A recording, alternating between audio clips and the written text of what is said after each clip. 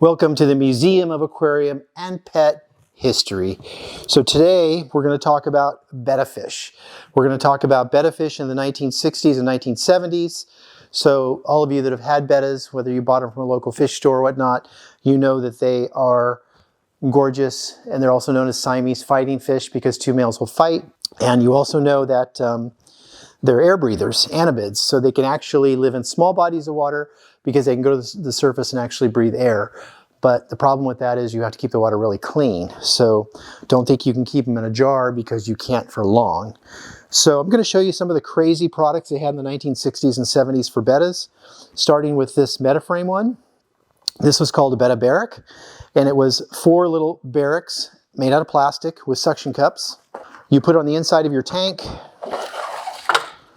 put the dividers in, and you put it on the inside with these suction cups. It's stuck to the front of your tank, so your betta had this little, tiny little areas here, and then it's got holes for water flow. But the problem is the suction cups failed, and the thing would always fall, and then the bettas would get loose in the tank, and they would fight. So that was the problem with this product. It did not work. And they did it twice when Living World or Metaframe bought them, Mattel. They actually came out with it again. They didn't learn their lesson the first time. And then another company did the same thing, not wanting to be left behind. This was Addlife products. They actually did it as well, did a little Betta for Barracks kind of a deal. Let's show you some other things. This is a metal frame Betta tank. I can't tell you who made it, whether it was Metaframe or it was Sternco or it was one of the other zillion metal frame tank companies, with Metaframe being, of course, or Mattel, Metaframe being the biggest. So this one has 2 little slots on each side at an angle, and you put the glass in, and it allows you to put 2 bettas, okay? Now, they also made other betta tanks. Here is the largest one that I've ever seen for a metal frame betta tank. It has a fluorescent hood, which is unusual, with 2 fluorescent lights. I don't think this is a Metaframe because of the way that they've actually done the compartment little notches. But this has 1, 2, 3, 4, 5, 6, 7, 8, 9 compartments for bettas. So this is unbelievable. Also, it's tapered a little bit here, and it's tapered in here. So it's really unusual. I found this at an antique show, and it wasn't for sale. The lady just had it, using it to display some kind of something inside, little Santas or whatnot. And of course, I had to talk her out of it because I really loved it.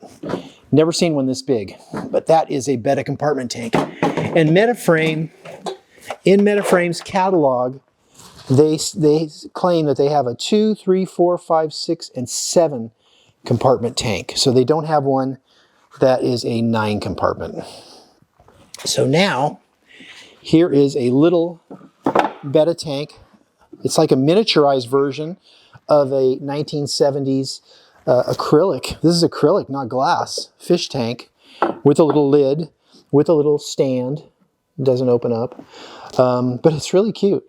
And it comes in a box, and it is sold as a little Betta tank. So this looks like one of the original nano tanks, but it was not marketed as a nano tank. It was marketed as a Betta tank.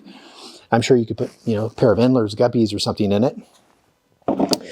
Then we have, this is an unusual one. This one I found when I was in China, probably Hong Kong actually, and it was just in a little fish store. But I'd never seen it before. It's it's a one-piece porcelain. They put glass in the front and the back. And obviously they made this for bettas. There's no marking on the bottom. In fact, they didn't glaze the bottom. The bottom is unglazed, but it's definitely pottery fired in a kiln, and it is glazed on the rest of it to look like faux bois or fake wood. So that's kind of cute. Little small betta tank. Then we have the trunk.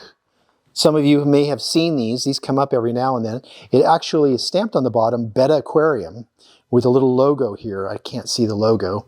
But somebody made these. They're very proud of them. They're probably made in the probably the 1960s, early 60s, and there's a mirror inside. So your Betta can look at himself and flare his fins and be all excited. So pretty small though. You would have to change the water quite often. So that's a Betta Aquarium. And then probably the most recent one, probably 1970s, 1980s, early 80s. This was made by Sea Clear Aquariums, made in the USA. Sea Clear was big acrylic tank manufacturer, but they made, at one point in time, they made this little two-part Betta tank. Tiny, tiny, with colored acrylic in the back and acrylic on all 5 sides, so including the top. So that's actually pretty cool. So that's the Sea Clear one. And the last one I have to show you today is this one.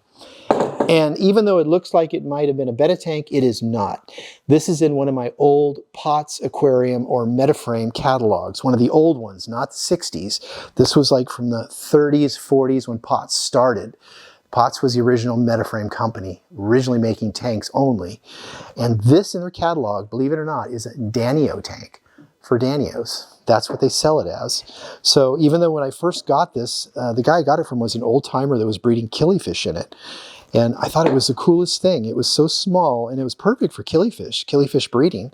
But I had it for years until I got a Pott's Aquarium catalog and looked at it and said, hey, there's the tank. And it was sold as a Danio tank to keep Danios in. Probably small Danios, like zebra Danios. All right, so that's all for this week. I hope you enjoyed it. And again, I'll see you again next week.